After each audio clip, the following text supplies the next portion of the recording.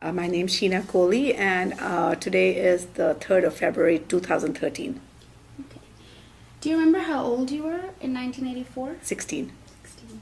And you were in school then? Mm-hmm. What grade were you in? I was in 11th.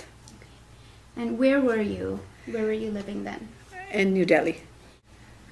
And the violence in June was primarily TV. I guess that was the source of how it happened. I had family in Amritsar at the time, and they weren't able to get out. And so we were making a lot of long distance calls. We didn't have STD at the time, or whatever it was. We had to book the calls. So that's how we found out. We had family members whose children were living with us because they were visiting, and they were actually locked up in Amritsar around the Bar Sahib. So that was the sum total of June. Mm-hmm. Okay. But yeah, scared, angry almost equally with the Sikh community in Punjab, because we felt living in Delhi that we had nothing to do with them. We had nothing to do with these so-called terrorists, and we actually thought that they were largely at fault, that the Sikh community was largely at fault.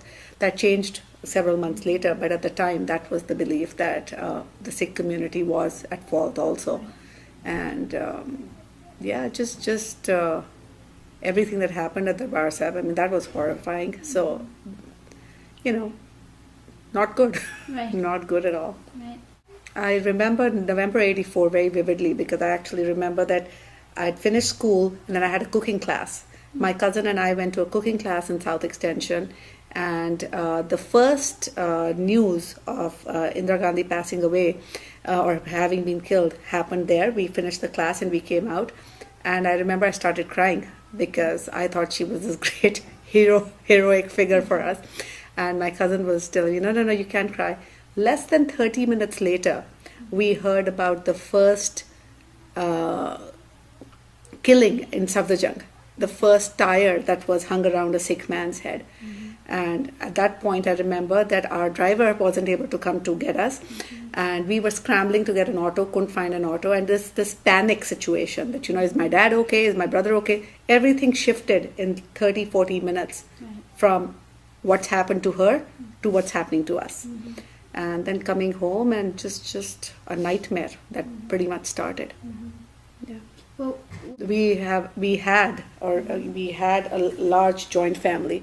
So my Tayaji, my dad, and us with my grandparents, we all lived together. Mm-hmm. And it was just a series of nasty events. In our house, anybody, I think I've mentioned this before, getting their haircut is completely taboo. And my cousin, my first cousin, my Tayaji's son, chose, I don't know if it was that evening or the following evening, he chose to go and get his haircut. Mm-hmm. Devastating. So it was just a culmination. Everything, one of your questions there that I was reading talked about if you've lost any family members. Mm-hmm. We had stories of family members. We had stories coming in left, right, and center. Mm-hmm. It was just every day, every hour was just getting worse. Mm-hmm. It was just horrifying. I mean, there was no end to what we were hearing. Mm-hmm. Every phone call, every piece of news was just more that has happened, more along the lines of family members, distant relatives, friends. Mm-hmm. And I think, to me, what was hard was that was even harder was growing up in Delhi as I did. I didn't have any Sikh friends. I had primarily Punjabi Hindu friends. Nobody called to check how we were doing. Mm-hmm. The neighbors were good, everything was good, but friends didn't call. Right. That was hurtful. Right. That was very, very hurtful. I thought that was horrible, and that caused this big rift, which I don't think I've been able to ever overcome. Mm-hmm.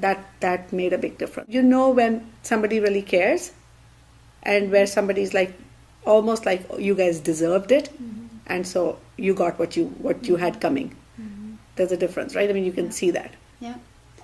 Okay. Did your family continue to live in Delhi after 84? Mm-hmm. So no one was forced to leave after? No. Okay. And we never wanted to. Yeah. At the time, not anymore. At the time, I'm sure we did, but not anymore. But, no, we never talk about it at all anymore. Mm-hmm. Yeah. Not a whole lot, very briefly, because I find that in this country there's a lot about 1984, which you don't hear or see in India. So when it comes up, yes, I've talked to them about it, but like other things, and maybe this is my coping mechanism, but I find that I want to just put it away, shove it away, never talk about it, never think about it. And I don't want them to go there. I don't want them to constantly be reliving something. My mom actually made a very interesting comment one time. They left, I think she was born in 1947. She was born in 1947. She has no recollection of partition, right? But she talks about it and she says that her family rebuilt a life for themselves after Pakistan happened. They moved on. They didn't hold on to 1947. And she felt that as Sikhs, we are holding on to 1984. And, we can't stop progress. We can't stop moving forward and growing and being successful and being happy if we keep harping on that. So that's what I've tried to do. Forget about 1948. Well, not forget about it, but just not remind myself of it daily. That's all. You can't forget it. I mean, it's there.